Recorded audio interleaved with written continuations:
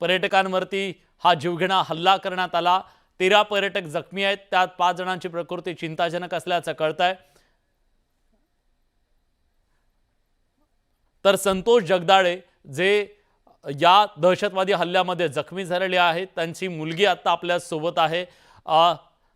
आसावरी जगदाळे आपल्या सोबत आहेत। आसावरी, तुम्ही आता कुठे आहात आणि कशा आहात? आम्ही पहलगाम क्लबमध्ये आहोत, जिकडे हे सगळं घडलं। ती बेताब व्हॅली, जिकडे हा प्रसंग घडला आमच्या डोळ्यांसमोर। माझ्या वडिलांना आणि माझ्या काकांना दोघांनाही आतंकवाद्यांनी गोळ्या घातल्या। आता आम्ही आर्मीच्या अंडर आहोत, म्हणजे त्यांचा कंट्रोल अंडर आहोत, पण आम्हाला त्या घटनेनंतर पासून आतापर्यंतचे काही अपडेट्स नाही आहेत। आम्हाला आसावरी तिथून पळून यावं लागलं। आसावरीजी, आम्ही सगळे तुमच्या सोबत आहोत। तुम्ही अजिबात काळजी करू नका, देश तुमच्या सोबत आहे। पण नेमकं काय घडलं होतं, प्लीज सांगू शकाल का? तो टुरिस्ट स्पॉट आहे बेताब व्हॅली म्हणून। तिथे वर मिनी स्वित्झर्लंड नावाची एक जागा येते, एक मोकळं पठार येतं, जिकडे स्वित्झर्लंड सारखे पूर्ण बर्फाने भरलेले डोंगर दिसतात। तिकडे काही पेहराव करून फोटो काढण्याचं वगैरे असं ती ठिकाणं आहेत। खायचे प्यायचे स्टॉल्स आहेत। तर तिकडे आम्ही घोड्यांवरून गेलो होतो 5 जण, आणि आमच्यासोबत आणखी बरेच हजारो म्हणता येईल तिथे टुरिस्ट होते।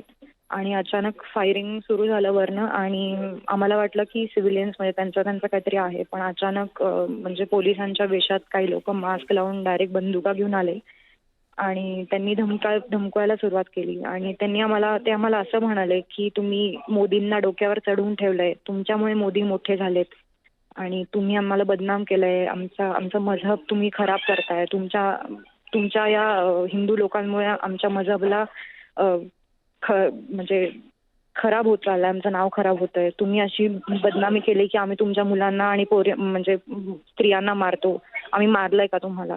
ते माझ्या वडिलांना म्हणाले, तुम्ही हिंदू नाहीये ना, तुम्ही मुसलमान आहात, तर मग अजान पडो हमारे सामने, और अजान नहीं पड रहे, तर असं म्हणून त्यांनी गोळ्या घातल्या। असे त्यांनी भरपूर लोकांना, म्हणजे बऱ्याच पुरुषांनाच फक्त त्यांनी गोळ्या घातलेल्या। बऱ्याच लोकांच्या फॅमिलीज इथे आमच्यासोबत पहलगाम क्लबमध्ये आहेत।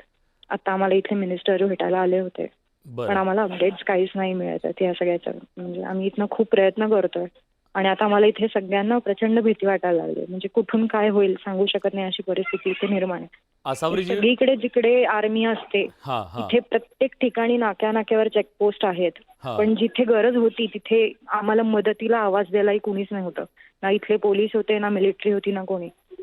त्यांनी रेस्क्यू तर केलं, ते त्यांचं काम होतं, त्यांनी ते केलं, पण आम्हाला पुढचे अपडेट्स नाही आहेत। आणि आम्हाला जेव्हा गरज होती तेव्हा आम्ही आमच्या डोळ्यांनी आमच्या घरातल्यांना गोळ्या लागताना बघितल्यात।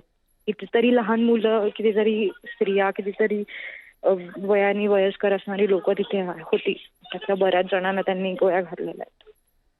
म्हणजे अंधाधुंद फायरिंग करणं म्हणतात तसं, घाबरून गोळ्या घातल्या लोकांना। तुम्ही मुसलमान नाहीये हे आम्हाला दाखवलं आणि त्यांनी आम्हाला गोळ्या घातल्या, म्हणजे आमच्या लोकांना गोळ्या घातल्या। तुम्ही बोलताय तर अंगावर काटा येतो, कारण तुम्ही प्रत्यक्ष हे अनुभवलं। तुम्ही फक्त तिथे बसून आमचं ऐकू शकता। आम्ही आमच्या डोळ्यांनी आमच्या घरातल्यांना लागताना बघितलं। आम्ही काय फेस केलं, आम्ही काय बघितलं, आम्हाला माहिती आहे। नाही, पण तुम्ही अजिबात घाबरू नका। आता राज्याच्या मुख्यमंत्र्यांनी सुद्धा सांगितलंय, केंद्रीय गृहमंत्री सुद्धा तिकडे निघालेले आहेत आणि सगळ्या यंत्रणा तुमच्या सोबत आहेत। पण आज हे सगळं घडलं ते अतिशय भ्याड होतं, मानवतेला काळिमा फासणारं होतं। तुमच्या कुटुंबाच्या बद्दल आता काय माहिती तुम्हाला देण्यात आलेली आहे? काहीच माहिती नाही आमच्याकडे। आम्हाला फक्त एवढंच कळलंय की त्यांना हेलिपॅड थ्रू श्रीनगर वगैरे अशा ठिकाणी हलवण्यात आलं होतं। जेवढी पण लोक वर अडकली होती सगळ्यांना, आम्हाला एक्झॅक्ट आकडाही माहित नाहीये। आम्हाला आमच्या घरातल्यांबद्दल, जे इंजर्ड आहेत आमच्यासमोर ज्यांना गोळ्या लागल्या, त्यांच्याबद्दल काहीही इन्फॉर्मेशन नाहीये। माझी फक्त मला एकाच गोष्टीचं प्रचंड वाईट वाटतंय की हे हिंदू मुस्लिम वादामध्ये सामान्य लोक, जे एकमेकांना हिंदू मुस्लिम म्हणून भाऊ बहीण अशा नात्याने राहतात, किंवा ज्यांची मैत्री असते घट्ट या दोन रिलिजन्समध्ये, त्यांच्या काही वाईट प्रवृत्तींमुळे चांगल्या लोकांना फेस करावं लागतं। आणि ह्याच्यासाठी सरकारने खूप काहीतरी मोठं पाऊल उचलावं, अशी माझी प्रत्येक त्या व्यक्तीकडनं म्हणजे माझी त्यांच्यातर्फे विनंती आहे, ज्यांनी आज हा प्रसंग फेस केलाय। म्हणजे या वादामुळे सामान्य लोकांनी का फेस करायचं? म्हणजे आमची काय चूक आहे ना? आम्ही तर फिरायला, मजा करायला पैसे देऊन गेलो होतो। आमचं सगळं आयुष्य आज अशा ठिकाणी येऊन थांबलंय की आमच्या हातात काहीच नाही।